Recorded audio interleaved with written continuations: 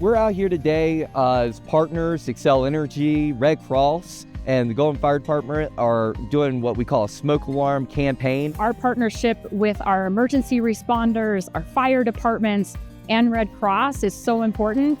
And we are now alongside them using our red trucks to make sure that it is a holistic support system during those most extreme moments.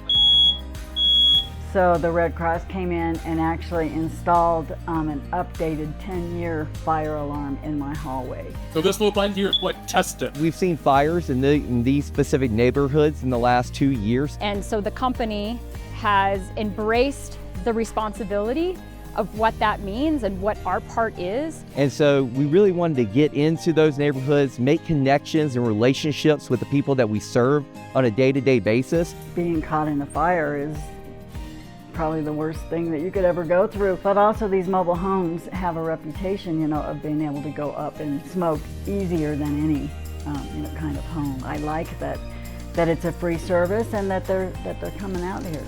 So I appreciate it personally.